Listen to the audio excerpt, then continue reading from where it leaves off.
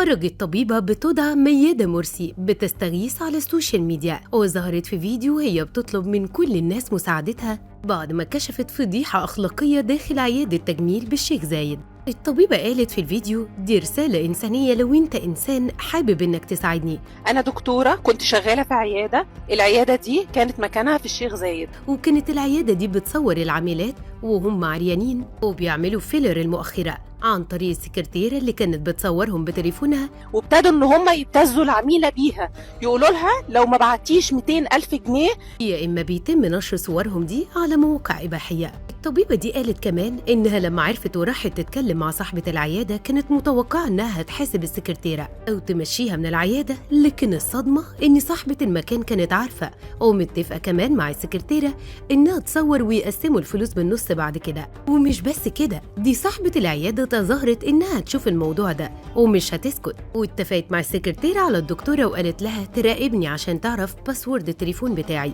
وبالفعل شافتني كذا مرة وأنا بفتح التليفون وخلتني شغالة ودخلت على تليفوني خدت صور فيديوهات، وبعدين هددوني أنا يا إما أشتغل واسكت أو يتم التشهير بيه ونشر صوري على مواقع بورنو. طبعا الدكتورة دخلت في حالة صدمة من اللي حصل وسابت المكان وقدمت بلاغ في اسم أول الشيخ زايد، وأكيد الموضوع ده هيكون فيه مفاجآت الفترة اللي جاية. الفيديو كمان أحدث ضجة وطالب رواد مواقع التواصل الاجتماعي بسرعة ضبط صاحبة العيادة والسكرتيرة وإغلاق العيادة وكمان محاكمتهم.